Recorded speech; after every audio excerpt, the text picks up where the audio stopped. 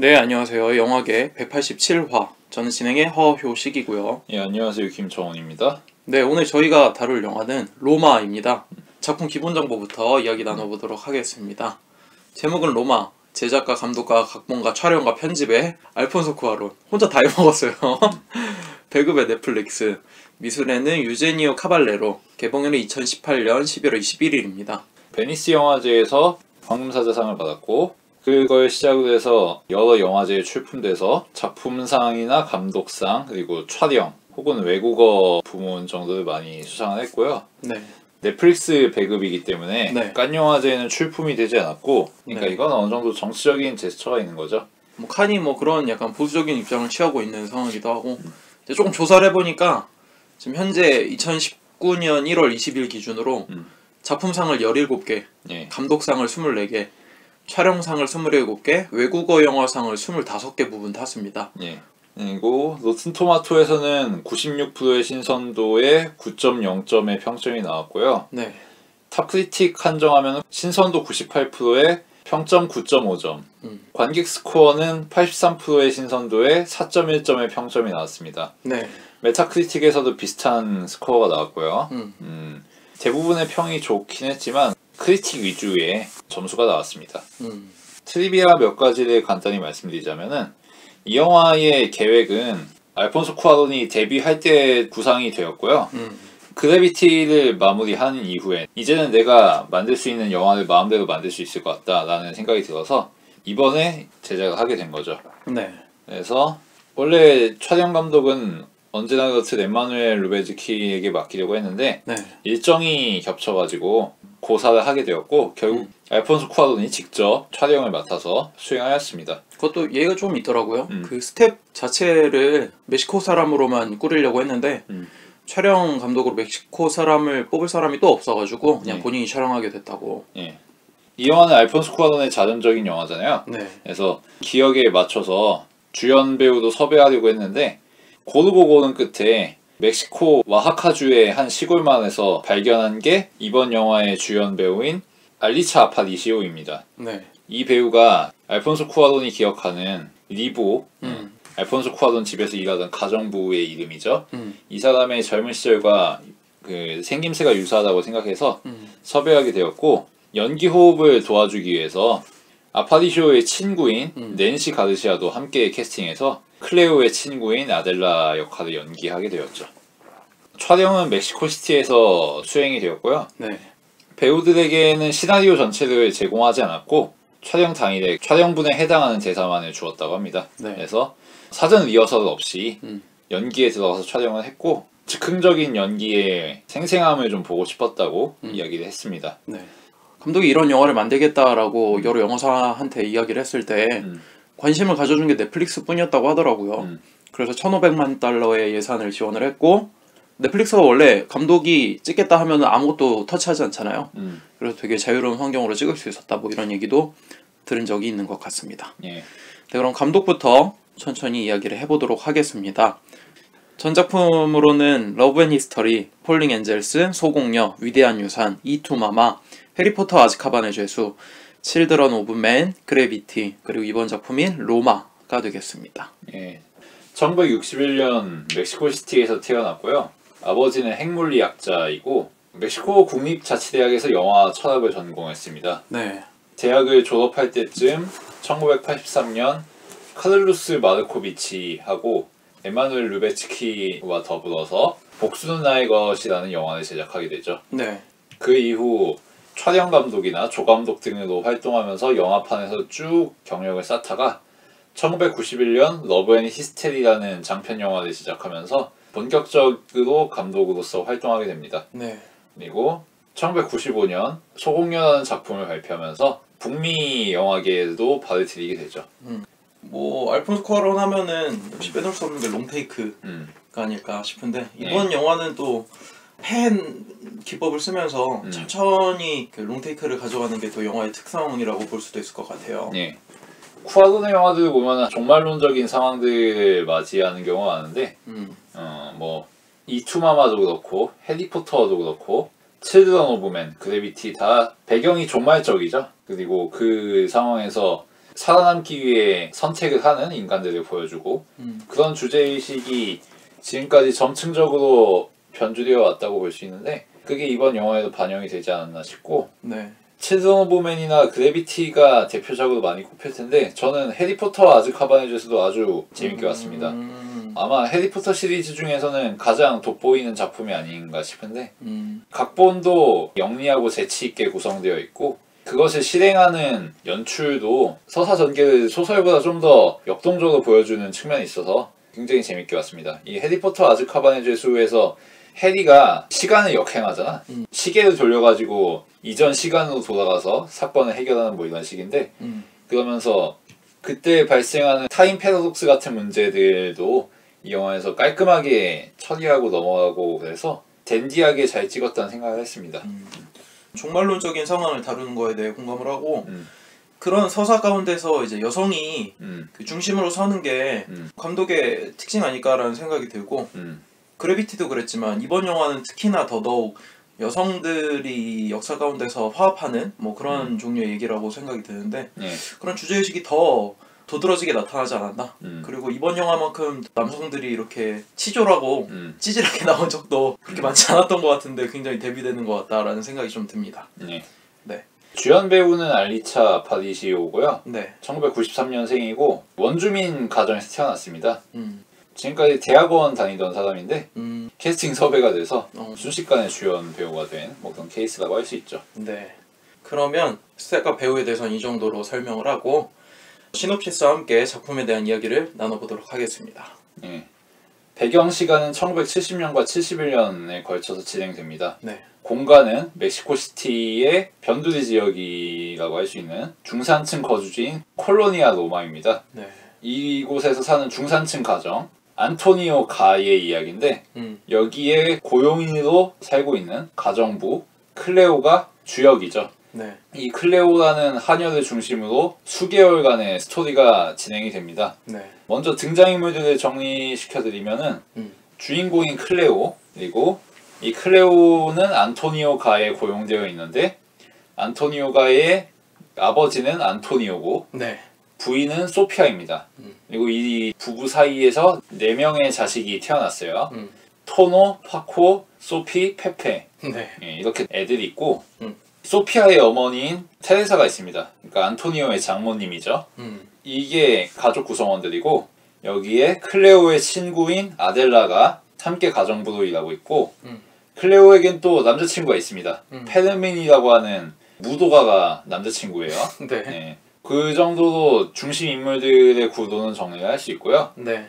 그 와중에 이제 남자친구랑 무언가 사건이 생기면서 이제 고통을 겪기도 하는데 그 순간 멕시코의 역사적인 사실이 개입하면서 크게 상처를 받는 일이 생기면서 이 멕시코의 역사와 이 한 여인의 삶이 무관하지 않다는 것을 은연중에 드러내고 있죠. 네. 그래서 이때 당시의 역사에 대해서 좀 살펴봐야 될 것 같기도 해요. 네. 멕시코는 이 당시가 전성기입니다. 멕시코가 1968년 올림픽을 개최해요. 그쵸. 그리고 1970년에는 월드컵을 개최합니다. 그리고 약간 시간대가 벗어나긴 하지만 1986년에 또다시 월드컵을 개최하게 되죠. 그쵸. 공교롭게도 1970년에는 펠레가 브라질을 우승시켰고 1986년엔 마라도나가 아르헨티나를 우승시켰습니다. 그래서 축구 역사에서 멕시코 월드컵 하면은 월드컵의 두 기둥이라고 할 수 있죠. 네. 사실 지금까지 월드컵을 2번 개최한 나라도 거의 없어요. 그리고 16년 주기로 이렇게 개최한 경우도 거의 없고. 그러니까 멕시코가 그런 국제 대회를 치를 수 있을 만큼 대외적으로 성장한 그런 시기라는 거죠. 네. 그러니까 사실 이런 안토니오 가 같은 중산층 가정도 가정부 둘을 고용하고서 규모 있는 집에서 살 수 있었던 거죠. 네. 그런 경제적인 풍요가 있는 상황이지만 정치적으로는 제도혁명당이라고 하는 약 71년간 장기 집권을 했던 독재 정부가 있었고 시민들의 정치적 자유가 제한되던 그런 시점이었죠. 네. 그래서 이 시기에 일어난 중요한 두 사건이 1968년에 발생한 틸라텔로코 광장 학살 사건 그리고 1971년 코르푸스 크리스티 광장 테러 사건 이 두 가지를 꼽을 수 있는데 영화에 등장하는 게 후자죠. 예, 코르푸스 크리스티 광장 테러 사건 네. 이거는 한국어로 옮기면은 그리스도 성체 성혈 대축일에 일어난 학살 사건 뭐 이렇게 되는 건데 네. 그리스도 성체 성혈 대축일은 카톨릭의 명절이죠. 부활절이나 성탄절에 버금가는 종교적인 대축일이라고 할 수 있고 네. 이날에 이제 사람들이 시위를 벌이다가 강제 진압을 당하면서 사망자가 나왔죠. 그쵸. 그때 핵심적인 역할을 수행했던 게 로스 알코네스라고 하는 우익 테러 단체고 네. 이들은 CIA라든지 뭐 일본 등지에서 훈련을 받은 그런 깡패 그룹이라고 할 수 있습니다. 네. 명시되지는 않지만 클레오의 남자친구가 로스 알코네스의 예. 일원이라고 하는 추측을 할 수 네. 있게끔 영화에서 보여주죠. 그렇죠. 배경 설명은 그 정도면 될 것 같고 네. 영화에서 가장 먼저 보여주는 거는 주차장을 청소하는 장면이죠. 네. 물을 계속 끼얹으면서 청소를 하는 장면이 나옵니다. 그리고 네. 그것을 수행하는 클레오라는 인물을 보여주죠. 이 인물의 동선을 따라가면서 집안의 배치 이런 것들을 보여줍니다. 보면은 꽤 번듯한 집안이에요. 네. 아직 꽤 정갈하게 구성되어 있고 애초에 가정부를 쓴다는 것 자체가 그렇지. 그럼 이 집안에서 클레오는 어떤 위치인지 어떤 조건에 놓여 있는지 이것들을 보여줘야 될 텐데 이것들을 이런저런 가사노동을 통해서 보여줍니다. 먼저 이 집안이 그렇게 가혹한 노동 조건을 자랑하는 그런 집안은 아니에요. 대충 일상적인 가사들로 업무가 구성되어 있고 고용주와의 관계도 험악하다거나 그러진 않습니다. 네. 그래서 가족 구성원들이 안방에 모여서 TV를 볼 때 클레오도 은근슬쩍 끼어들어서 참관을 할 수 있는 그쵸. 그런 정도 분위기는 돼요. 하지만 엄연히 격차가 있습니다. 그렇게 참관을 하다가도 주인 어르신이 마실 것이 필요하면은 차를 준비하러 가야 되는 거죠. 대충 그런 정도의 환경이라고 볼 수 있고 한국에서도 이 비슷한 게 있었죠. 옛날에 시골에서 상경하면은 일자리 없으니까 젊은 여성들이 보통 재력 있는 집으로 식모살이 하러 가잖아. 네. 그래서 뭐 말죽거리 잔혹사에서는 느그 엄마 식모 뭐 이런 이야기도 나오긴 하는데 그쵸. 뭐 그건 진짜 식모는 아니지만 네. 여튼 그 식모살이라는 게 꽤 보편적이던 시절의 이야기라는 거지. 그리고 그거를 연출을 통해서 보여주는 게 클레오가 빨래를 넣는 장면이죠. 클레오가 빨래를 널다가 이 집안의 막내 아들인 페페와 함께 널브러지는 장면이 있는데 그때 카메라가 위로 올라가더니 시야를 넓혀서 클레오만 빨래를 하고 있는 게 아니고 다른 집에서도 다른 가정부들이 빨래를 하고 있고 이미 널어놨다라는 것을 보여줍니다. 그러니까 식모살이라는 게 아니라 보편적이던 구역이라는 거지. 이 로마라는 구역이. 이 인물들을 살펴보면 클레오는 가만 보면 주인 어르신인 엄마가 못하는 역할까지도 다 챙겨서 하는 것 같아요. 그렇지. 아이들이 잠잘 때는 뭐 기도도 해주고 동화책도 읽어주는 것 같이 이렇게 아이들을 하나하나 재우는 데까지 힘을 써주고 젖만 안 물리는 것이 유모지. 그쵸. 그리고 잠잘 때는 집안에 불을 소등하는 것도 클레오입니다. 예. 그리고 아침에는 아이들을 이렇게 간지럽히면서 깨우는 것도 클레오고 아침 밥을 챙기는 거 그리고 아이들의 학교를 데려다 주는 것까지 거의 다 가져가는 게 클레오라서 고용인으로서만 존재하는 게 아니라 정서적 유대를 같이 하고 있는 엄마로서의 역할을 일부 가져가고 있다는 것을 보여주는 것 같아서요. 그러니까 여기서 계급이라는 요소가 끼어드는 거죠. 가족 구성원으로서 같이 살아가긴 하지만 엄연히 반상의 격차가 있는 거지. 그러니까 가사노동이 소피아가 아니라 클레오가 수행하게 되는 그런 노동이 되는 거고 그리고 성차의 문제도 있는 거지. 이게 가장 잘 드러나는 장면이 안토니오가 퇴근해서 집안으로 들어오는 장면일 텐데 안토니오의 자가용이 주차장으로 들어오는 장면을 아주 공들여서 묘사합니다. 이 영화에서. 그렇죠. 하나의 사건이라는 거지. 이 영화 세계에서는. 그리고 그것을 예비하는 게 또 클레오의 역할이고 사실은 소피아의 역할이지만 클레오가 대신하고 있죠. 그래서 이것을 제대로 하지 못하면은 욕을 먹습니다. 왜 주차장에 이렇게 개똥이 많냐고. 여기서 오프닝에서 왜 주차장을 물청소했는지를 보여주죠. 개가 똥을 싸기 때문에 주차장에. 네. 그런 것들을 보여주면서 계층적인 문제 그리고 성별의 문제가 복합적으로 들어가게 되죠. 네. 그리고 이건 또 안팎의 문제가 또 있어요. 가정 내와 가정 밖이 괴리가 되어 있다는 거죠. 이거를 연출적으로도 제시를 하는 게 가정 내에서 클레오를 카메라로 따라갈 때는 그냥 팬을 합니다. 근데 가정 밖에서 클레오를 따라갈 때는 트래킹을 해요. 네네.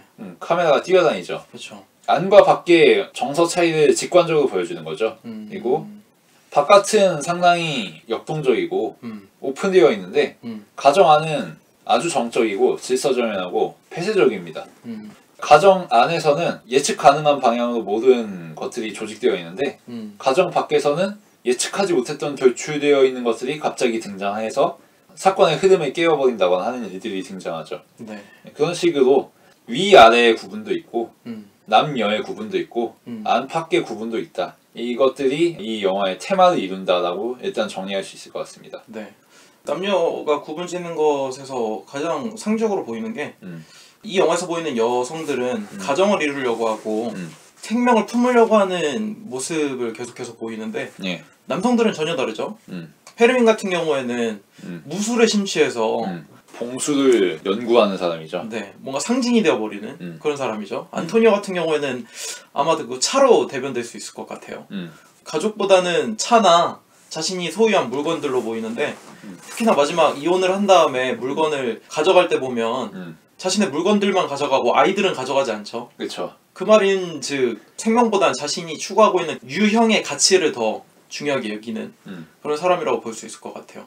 그래서 남녀가 현격하게 차이가 나는 게 이 영화에서의 남성과 여성의 묘사인 것 같은데 뭐 아마도 감독의 기억에는 항상 그랬었나 봐요. 그러니까 이렇게 표현을 했을 거라고 생각이 들고 뭐 실제로 아버지가 난살림 차렸죠. 네. 그런 것들이 보이고 제가 카메라 움직임을 보면서 훔친 놀랐던 거는 영화가 계속해서 좌우로 팬하던지 아니면 트래킹을 하면서 움직임을 보여줘요. 그러다가 상하로 움직여질 때의 모습을 보면 가장 대표적인 게 클레오가 별장인가? 그쪽에서 다른 가족들과 놀다가 이제 지하로 내려가는 장면이 있죠. 그쪽에서 그쪽 사람들만 술집에서 파티를 벌이는 장면이 있는데 그때 한번 카메라가 아래로 쭉 내려가는 장면이 있고 그리고 영화 엔딩 씬에 클레오가 빨래를 하러 갈 때 옥상과 하늘을 비춰주면서 카메라가 수직으로 올라가는 장면이 있는데 이 장면만 보노라면 클레오만이 아래와 위쪽을 넘나들 수 있는 사람이라고 하는 것처럼 보이는 것 같아서요.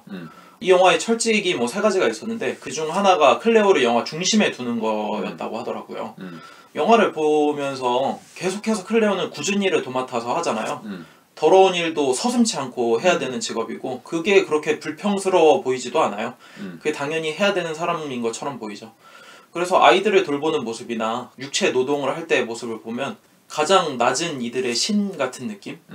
성모의 모습처럼 아, 이 사람을 묘사하는구나. 그래서 마지막에 카메라가 수직으로 상승할 때 승천하는 듯한 모습을 보이면서 아, 이 클레오라고 하는 사람을 감독이 어떻게 기억하고 있나? 어떻게 추대해주고 싶었던 걸까라는 마음이 좀 들더라고요. 네. 카메라가 수직으로 이동하는 장면이 거의 안 나오긴 합니다. 네. 수직으로 이동하는 장면이 딱 2개가 그거예요. 방금 효시가 말한 것처럼 신년 파티 때 지하로 내려갈 때 그리고 영화가 다 마무리되고 옥상으로 올라갈 때 그 2번 외에는 카메라가 수직으로 이동하는 씬 자체가 아예 없습니다. 그러니까 그 2 장면이야말로 클레오에게 있어서 가장 내밀하고 본질적인 경험이라는 거죠. 먼저 클레오가 같은 고향 출신의 가정부죠. 베니타와 함께 지하로 내려갈 때 자기 고향은 아니지만 같은 토속적인 경험을 갖고 있는 사람들이 만찬을 벌이고 있잖아. 신년을 맞이해서. 그때만큼은 클레오가 솔직해질 수 있는 거지. 그리고 침잠할 수 있는 거고 자기 안으로. 그리고 엔딩 시퀀스에서는 표시가 말한 것처럼 모든 것이 완료되고 마치 승천하는 것처럼 성모가 되어서 비행기가 지나가는 방향으로 올라갑니다. 그런 식으로 영화 내내 수직적인 카메라 이동을 보여주지 않다가 그 2 장면에서만 카메라의 움직임으로써 의도를 좀 명확히 했다고 생각하고 네. 수평적인 부분에서도 이야기할 게 있는 게 네. 영화를 보면은 카메라의 운동이 우에서 좌로만 일어나지 좌에서 우로는 거의 일어나지 않아요. 아, 그랬나? 거의 모든 움직임이 스크린 오른쪽에서 왼쪽으로 이동하지 왼쪽에서 오른쪽으로는 거의 이동하지 않아. 왼쪽에서 오른쪽으로 이동하는 장면이 2개 정도 있는데 네. 하나는 언제냐면은 클레오가 앞서 말한 베니타와 함께 베니타의 방으로 갈 때 주인 어르신들 다 이제 차에서 내리고 자기들끼리 인사할 때 클레오는 베니타하고 이야기를 나누면서 네. 베니타 방 안으로 들어가잖아. 짐을 들고. 그때 카메라의 움직임이 좌에서 우로 진행됩니다. 네. 그때는 팬이 아니라 트래킹을 하죠. 해방감을 느끼는 것처럼. 그때 한 번이 있고, 근데 이거는 진짜 짧아. 한 1-20m도 안 되는 것 같아. 그쵸. 그리고 정말 길게 움직이는 거. 이거는 롱테이크 씬이죠. 이때 모든 상황들이 대충 마무리되고 소피아가 아이들을 데리고서 바닷가로 여행을 갔을 때 아이들이 바다에서 물에 빠지는 상황이 나오죠. 이때 클레오가 아이들을 구출하기 위해서 바다로 갈 때 카메라가 좌에서 우로 움직입니다. 그 전까지 우에서 좌의 움직임만 강요했는데 이때는 클레오의 움직임에 따라서 좌에서 우로 가죠. 이게 유일한 순간이라는 듯이 그런 식으로 카메라가 아주 강박적이에요. 수평적으로만 찍었고 수직적인 움직임 보여주지 않았고 수평적으로 찍을 때도 우에서 좌로만 찍었는데 그렇게 몇몇 방점을 찍는 장면에서 파격을 준다는 거. 지금까지 수행했던 패턴을 깨뜨리는 식으로 그 장면들의 비중을 할애한다는 것. 그게 재미있는 부분이다 싶었고 한 장면 더 있긴 했어요. 그 불이 난 다음에 아침이 돼서 이제 맞아. 불이 난 그 숲의 냄새를 맡는 장면에서 좌에서 우로 움직이면서 후경, 중경, 전경을 이렇게 차례대로 비춰주는 장면이 있긴 했죠. 근데 그것도 스미스가 방금 얘기한 의미와 비슷한 의미를 내포하면서 갖고 있는 장면이라 그때 클레오가 뭐라고 하냐면 여긴 내 고향은 아니지만 고향과 정말 비슷하다 라고 이야기를 하거든요. 맞습니다.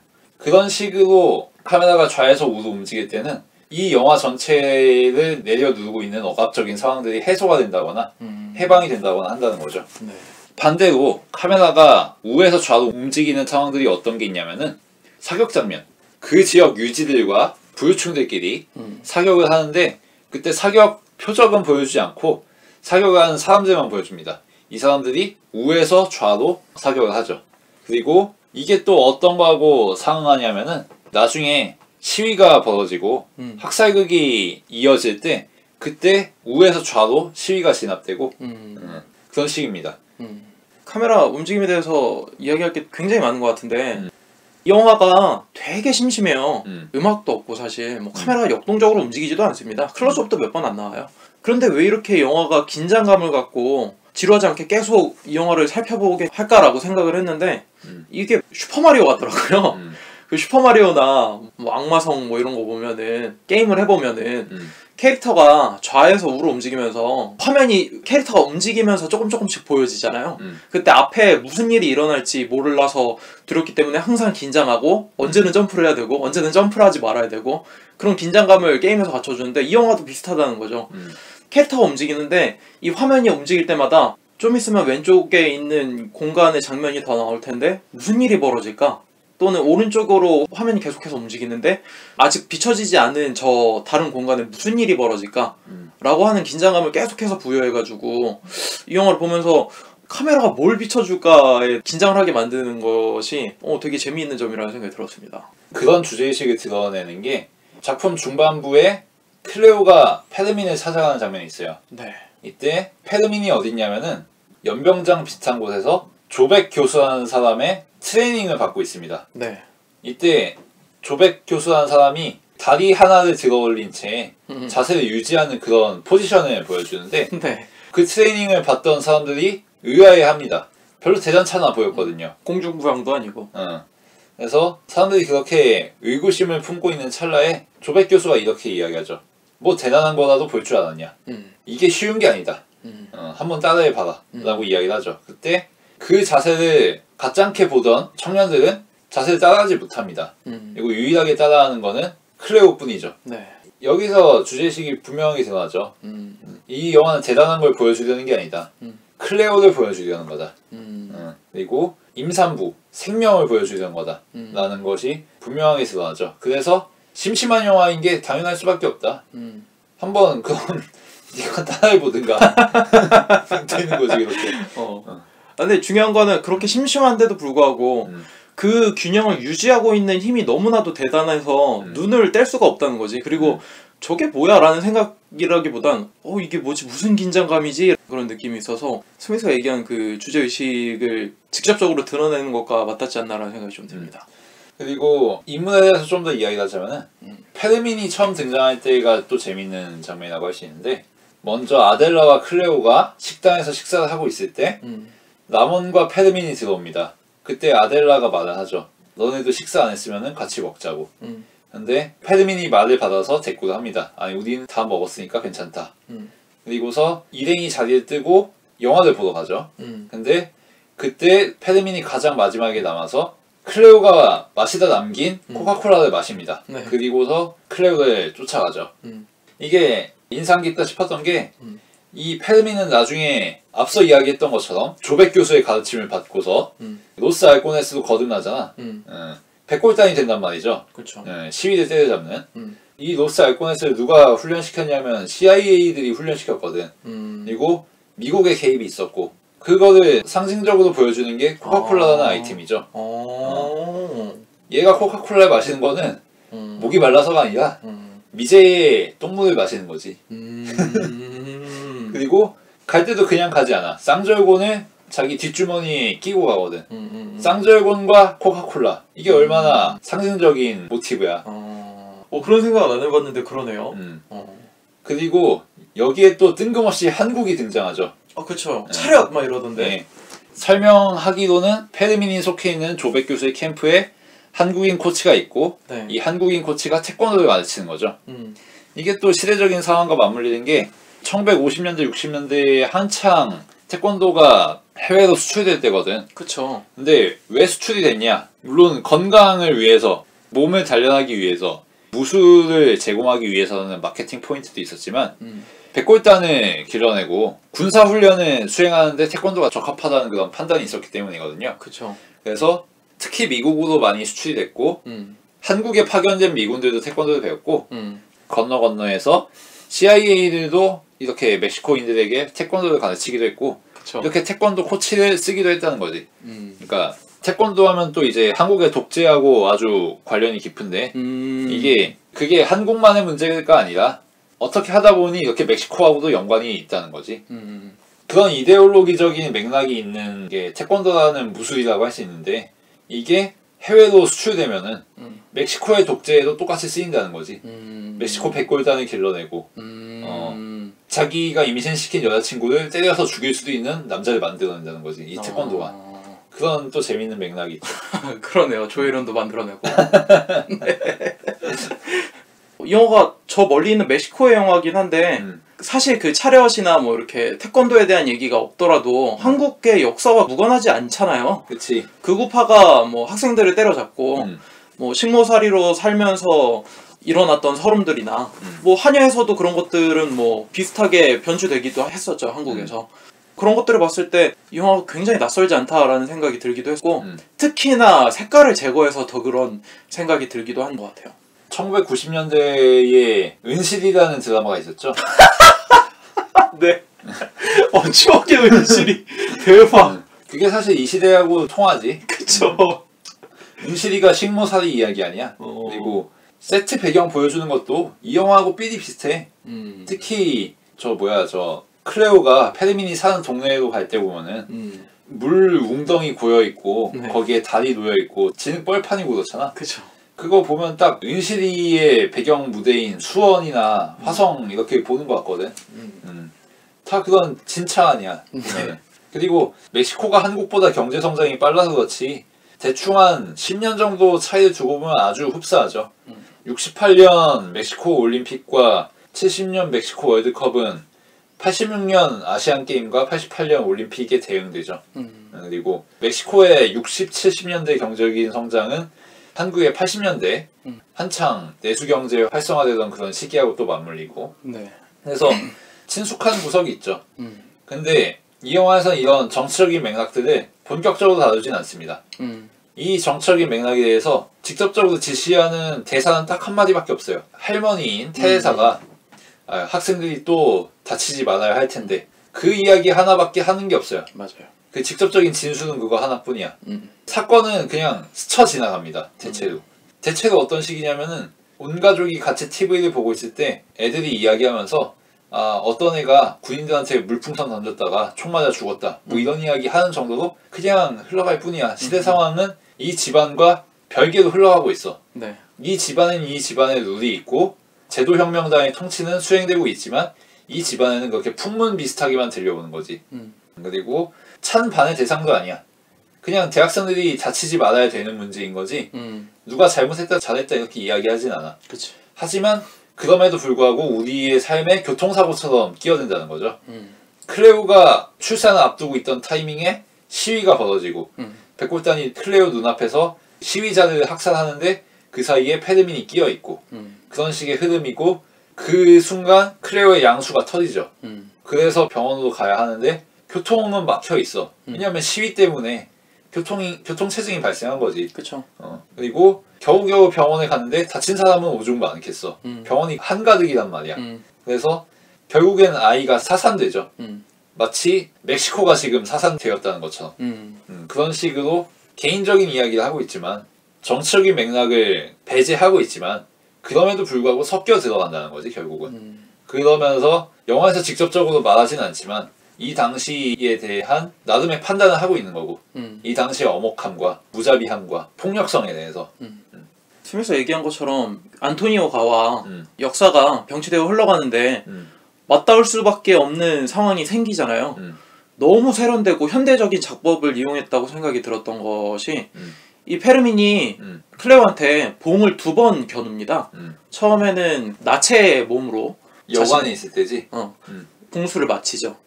그때 굳이 봉의 끝을 클레오한테 향해요. 그러면서 그 동작을 마치고 본인이 왜 무술에 심취하게 됐는지, 무술이 자신한테 어떤 의미인지, 그것과 동일하게 너도 나한테 그런 무술과 같은 의미다 라고 이야기를 마치고 잠자리를 갔죠. 그 이후에 봉을 또 언제 겨누냐? 아이가 임신을 했어요. 그 다음에 훈련소에 찾아가서 클레오가 이 아이 너 애야 라고 얘기를 할 때 소리를 지르면서 그게 어떻게 내 애냐고 빨리 꺼지라고 이야기를 하죠. 다시 찾아오면 죽여버리겠다고. 그쵸. 그 이후에 또 맞닥뜨리는 장면이 가구를 살 때, 그때 마침 이 테러 집단이 사람을 사살하기 위해 들이닥치죠. 그때 보면은 총이 클레오를 겨눕니다. 그리고 그 총이 화면 한가운데 자리하고 배경에 초점을 맞춰서 배경에 있는 사람 어떤 한 명이 죽죠. 그리고 나서 그 총의 근원지를 카메라가 왼쪽부터 오른쪽으로 천천히 올라가니까 페르민이었던 거죠. 그리고 그 총은 바로 클레오의 배를 가리키고 있고 그 순간 양수가 터지면서 페르민은 그 자리를 떠날 수밖에 없는 거죠. 그러니까 결국 페르민이라고 하는 사람도 이런 테러 집단에서 활동을 하게 되리라고 생각을 안 했겠지. 그게 결국 자신이 임신시킨 아이마저 죽일 수밖에 없는 상황으로 이어지는 그 역사, 그런 것들을 역사적인 맥락과 개인을 합쳐서 보여주는 게 너무나도 작법이 세련되고 가슴 아프다라는 생각이 들더라고요. 그래서 결국 클레오가 마지막에 아이를 낳고 싶지 않았다라고 이야기하잖아요. 아이를 갖고 싶은 생각이 없었던 사람이니까. 하지만 역사가 그렇게 만든 거지. 그리고 이건 예고된 장면인 게 앞서 이야기한 클레오가 빨래를 넣는 장면에서 애들끼리 총싸움을 해요. 페페가 파코를 총으로 쏘죠. 근데 파코는 안 죽어주고 네가 죽으라고 하고 뭐 그런 식의 이야기가 나오는데 여기서도 이미 총격은 예고가 된 거죠. 총은 발포가 될 거고 누군가는 죽을 거라고. 그때 실제로 페페가 땅바닥에 누우면서 난 지금 죽었으니까 아무 말도 못해 뭐 이런 식으로 이야기하거든요. 네. 그때 근데 클레오가 뭐라고 하냐면 나도 죽었어. 죽어있는 것도 괜찮다 라고 이야기를 하죠. 아주 암시적이고 이미 예언되어 있는 거지. 이런 식으로 이 영화에서는 이미 예고된 사건들이 많은데 그런 것도 있죠. 안토니오가 퇴근하는 장면을 소피아가 집으로 들어왔을 때의 장면과 대비시켜주는 것도 있습니다. 네. 안토니오가 외도를 하고 딴살림을 차리고 집을 나갔을 때 소피아가 차를 몰고 주차장으로 들어오는데 깔끔하게 들어오지 못해요. 그쵸. 주차장 벽을 짓뭉개면서 차를 박살내면서 집으로 들어옵니다. 흐트러질 수밖에 없는 상황이라는 거지. 그리고 이 가정의 질서가 파괴되었다는 것을 가장 단적으로 보여주는 장면이고 네. 그리고 이것도 사실 중간에 복선이 있어. 클레오를 소피아가 병원으로 데리고 갈 때 도로에서 다른 차들과 추돌 사고가 나거든. 그쵸. 그런 것도 사실 다 설계가 되어 있는 거지. 이 차는 박살 날 거고 이 가정의 평화는 깨어질 거라는 거. 또 재미있는 게 비행기에 대한 예언도 있습니다. 클레오가 페페에게 간식을 먹여주는 장면이 있는데 그때 페페가 내가 늙었을 때 이러이러한 일이 있었다면서 거기 클레오도 있었다고 해요. 지금 어린아이인 애가 자기가 늙었을 때 이야기를 하는 거지. 그치. 그래서 클레오가 의아해서 그때가 언젠데 그러니까 내가 태어나기도 전이야 라고 합니다. 그래서 클레오가 거기서 넌 뭐였냐 라고 물으니까 난 파일럿이었다고 이야기를 합니다. 자기가 비행기를 몰고 있는 거지. 그리고 이 비행기가 또 언제 나오냐면은 클레오가 소피아에게 임신 사실을 고백했을 때 자신이 해고되지 않을까 염려하면서 주인에게 사실을 실토했을 때 페페가 또 끼어듭니다. 네. 나 비행기 그림 그렸다고. 비행기를 모는 사람이 페페라는 거지. 그리고 이 비행기는 작품에서 계속해서 나오죠. 이 비행기를 작품으로 내보내는 사람이 누구야? 알폰소 쿠아론이란 말이야. 그치. 결국 페페가 쿠아론인 거고 내가 늙었을 때, 내가 태어나기도 전에 이 영화를 만드는 게 결국 쿠아논이라는 얘기지. 영화 밖에서 영화를 조직하고 있고 그러니까 비행기는 말하자면 클레오에 대한 쿠아논의 시선을 대변하는 거지. 그리고 아까 스미스가 얘기한 것처럼 앞에서 뭔가 암시가 되고 뒤에서 바뀌는 장면들이 여러 가지 있었는데 그 중에 저는 되게 긍정적이었던 게 사실 클레오가 차를 타는 장면마다 굉장히 불안해요. 처음에 차를 타는 장면은 그 임신했을 때 병원으로 가기 위해 클레오가 뒷좌석에 타는데 그때 사실 임신한 상태라 굉장히 불안한 상태죠. 그치. 그러고 나서 양수가 터진 다음에는 뭐 이제 말도 못하는 장면이죠. 그 이후에 같이 가족들과 여행을 갈 때 그때도 당연히 뒤에서는 뭔가 힘 빠지고 주눅들 수밖에 없는 상황인데 맨 마지막 자동차를 탔을 때 모습은 아이들이 클레오한테 안기면서 비로소 좀 안도감을 갖는 점점 나아지는 모습을 보이는 그런 장면도 있었고 소피아도 마찬가지예요. 처음에 차를 본인이 운전할 때 막 손가락으로 막 뭐 엄청 가리키면서 되게 불안한 모습을 보이다가 마지막쯤 와서는 안정된 모습으로 바뀌죠.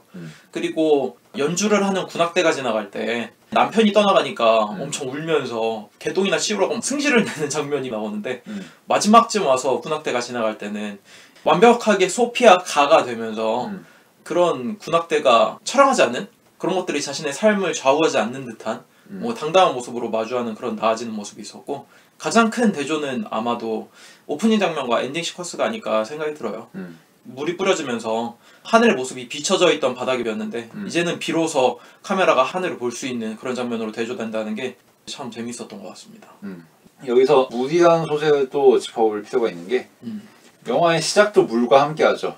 이때 물은 집안의 하수지, 오폐수고 그리고 물이 또 언제 등장하냐면은 클레오가 페르민을 만나러 갈 때 앞서 이야기했듯이 물 웅덩이가 고여있는 페르민의 고향 땅을 밟게 됩니다.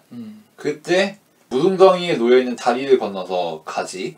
근데 정작 페르민을 만나러 갈 때는 연병장이야. 물이 없어. 아주 건조하게 바싹 말라있지. 또 물이 언제 나오냐면은 화재를 끌 때 물로 큰 화재를 다 소거하지는 못하고 그냥 곁불만 끌 뿐이야. 그리고 마지막 물은 바닷가에서 아이들이 물에 빠지는 그런 상황에서 제시가 되죠. 이런 물이 제시되는 장면들을 보면은 지척이는 그런 클레오의 삶 이런 것들을 보여주는 거죠. 그리고 또 하나 중요한 물이 클레오의 양수죠. 그러니까 물이 등장하는 장면들을 보면은 아주 인간적인 장면들이야. 그리고 피부에 와닿는 네. 우리가 대면할 수밖에 없는 어떤 질척이는 무언가들 그런 것들이 물로 드러나고 물이 없는 장면들 페르민의 영병장 같은 장면들 보면 아주 냉정해. 아주 냉혹하고 시위를 때려잡을 때도 물 한 방울 없거든. 그런 것들이 이 영화에서 물이 차지하는 위상을 보여주는 거죠. 그래서 결국은 물에서 사람을 건져내 왔을 때 이 모든 고난들을 헤쳐나오고 새 생명으로 탄생을 했을 때 비로소 한 가족이 될 수 있는 그런 것들을 보여주죠. 네. 마치 최민수가 말하듯이 어둠문의 의미는 엄마의 양수. 양수야. 거기까지 가나요? 네. 또 한 가지 물 사용하는 방법은 컵에 든 물잔이 깨지면서 나타내는 상징적인 의미도 좀 있었던 것 같아요. 물어보고 싶은 게 있는데 이 영화가 감독의 과거를 회상하는 듯한 모습이 많지만 그럼에도 불구하고 꽤 리얼한 모습을 잡아낸다는 거죠. 그런데도 불구하고 영화적인 순간이 몇 가지 있어요. 특히 불이 났을 때 뭐 어떤 사람이 무슨 노래를 불러요. 의아하죠. 여태까지 되게 리얼했는데 갑자기 이건 영화야 라고 하는 듯이 얘기하는 것처럼. 그리고 중간에 그 뭐 우주 대탈출인가요? 뭐 그래비티 모습의 원형으로 우주 탈출 뭐 그 영화가 전면적으로 등장하는 것도 아니 굳이 왜 이 장면이 왜 나오는 거지? 라는 생각이 좀 들더라고요. 스미스는 어떻게 생각하는지 좀 궁금했습니다. 먼저 화재 현장에서 나오는 노래는 노르웨이 노래인데 그 노래를 부른 사람이 이브닝 라슨이라고 해요. 이 사람이 멕시코시티에서 교수로 일하고 있는 사람인데 노르웨이 대사관을 통해서 모집이 되었다고 하고 이 노래를 직접 제안을 했다고 합니다. 이게 무슨 노래냐면은 할로윈에 부르는 노래예요. 할로윈에 애들이 동네 돌면서 먹을 거 주세요. 안 그러면 장난칠 거예요. 이런 용도로 부르는 노래인데 신년을 맞이하는 그런 의미가 있거든. 일단 배경적으로는 그런데 아마 그 장면을 통해서 영화가 한번 반전된다. 여기서 한번 매듭을 짓고 간다. 이런 거를 의도하지 않았나 싶고 우주 탈출은 뭐 여기서 우주 탈출뿐만 아니라 파리 대탈출도 나와요. 파리 대탈출은 뭐냐면은 페르민과 클레오가 함께 보는 영화입니다. 이때 페르민이 영화를 보다 말고 도주를 하죠. 클레오가 임신했다는 소식을 듣고서 그때도 파리 대탈출을 보여주는데 그게 코미디 영화거든. 그리고 2차 대전을 풍자하는 그런 영화란 말이야. 되게 재밌단 말이지. 탈출하는 이야기 아니야 결국. 페르민은 탈출을 해버려. 우주 탈출도 그래비티 아니야 이거 완전. 그렇죠. 자기의 인장을 남긴다는 듯이. 그러면 긴긴 얘기를 나눠봤는데 이 정도에서 마무리를 해보도록 하겠습니다. 보면서 사실 클레오가 당연히 가장 중요한 인물이기도 하지만 소피아 어머니가 가장 중요하다는 생각이 들더라고요. 보면 소피아 어머니도 결국 어머니지만 철저하게 클레오를 고용인을 대하듯이 항상 대하거든요. 갈구는 것도 그렇고. 그런데 마지막쯤 왔을 때 임신한 사실을 알고 병원에 갔을 때 미들네임이 뭐냐, 관계는 뭐냐 라고 말하는데 한마디도 못하고 계속 울음만 터트리고 있는 상황인 거예요. 그리고 나서 마지막에 모든 가족이 돌아왔을 때 모습을 보노라면 이제 더 이상 고용인과 고용주의 관계처럼 보이지가 않죠. 그런 것을 봤을 때 하나의 어머니로서, 하나의 여자로서 이 가족과 연대한다 라고 하는 느낌을 결국 어머니가 방점을 찍으면서 이 사람들에게 가족이 어떤 의미였는지 다시 한번 되새김질 해주는 것 같다 라는 생각이 들었고, 그럼에도 어색한 장면이 없진 않다. 전 사실 그 파도에서 아이들을 구출하고 다 같이 부둥켜 안는 장면은 되게 아름다운 장면은 사실이에요. 햇빛이 클레오를 계속해서 비추기도 하고 마지막에 가족을 비추면서 멋진 역광의 화면을 보면은 참 감탄이 나오는 장면이죠. 그럼에도 불구하고 어색한 면이 없잖아 있다. 오히려 그 점이 조금 아쉬웠고, 또 아이들이 여행 가서 엄청 지쳐 있는데 뒤에서는 결혼식을 하고 있는 장면이 대조를 이루고 있는데 그것도 좀 너무 노골적이다. 살짝 다른 나사를 끼워놓은 것 같은데 라는 생각이 좀 들었어요. 그럼에도 불구하고 영화를 좋아하시는 분이라면 꼭 한번 봤으면 좋겠다. 색깔이 없고 제한된 카메라, 그리고 과거의 회상 장면이기 때문에 7.1 스피커 사운드를 사용하는 거는 너무나도 타당하다. 우리가 사실 눈 감고 길을 걸어가고 있으면은 화면에 보이는 것보다 사방에서 들려오는 소리로 공간을 인지하려고 노력을 하게 되잖아요. 그런 효과를 이 영화에 넣었기 때문에 넷플릭스에서 만들었지만 극장에서 봐야지만 이 영화를 온전히 체험할 수 있다는 것이 아이러니라는 생각이 듭니다. 네. 저의 별점은 4.5점으로 마무리 짓고 싶네요. 문학적인 영화라는 생각이 들고, 여기서 문학적이라는 의미는 이 영화가 제시한 소재, 그러니까 클레오라는 인물이 있고 이 인물에 적용되는 맥락인 계층, 성별, 가정, 이런 요소들을 영화에서 야하지 않은 태도로 다룬다. 그리고 유보적인 태도로 다루되 그럼에도 일정한 결론은 준비되어 있고 그런 것들이 참 문학적이라는 생각이 들었고, 뭐 특히 그런 게 그렇죠. 뭐 클레오와 소피아는 신분의 격차가 있고 때로 감정 쓰레기통이기도 하지만 그럼에도 불구하고 소피아는 클레오를 해고하지 않는다는 것. 왜냐면 같은 여자고 안토니와 페르민은 동일하기 때문에 그런 것들이 상당히 세련된 처리죠.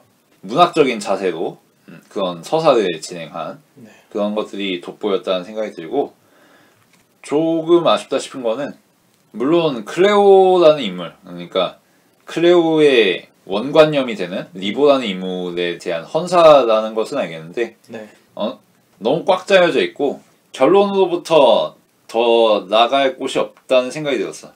클레오를 선모로 만들어주고 끝이란 말이야. 그쵸. 이런 노골적인 예찬이 연출자 스스로에 대한 긍정으로 사실 되풀이되지 않나 생각이 들어서 쿠아론의 어떤 자아도취가 보인다는 생각이 들어가지고 네. 그런 점이 좀 아쉽다는 생각이 들었습니다. 그러니까 그럼에도 불구하고 섬세한 서사 구성과 촬영이 동원되어서 자신이 정한 소재를 세밀하게 공들여 묘사했다는 생각이 들고 결론까지 나아가는 힘도 대단했다 라는 이야기가 하고 싶습니다. 네. 평점을 주자면 4점 주고 싶네요. 네. 다시 한번 얘기 드리지만 강추합니다. 꼭 봤으면 하는 작품이고 앞으로 열리게 아카데미에서도 어떤 수상 기록을 또 가져갈지 궁금하기도 하네요. 네, 오늘 저희가 다룬 영화 로마였고 다음 주엔 제가 선정한 영화로 찾아뵙도록 하겠습니다. 오늘도 들어주셔서 감사합니다.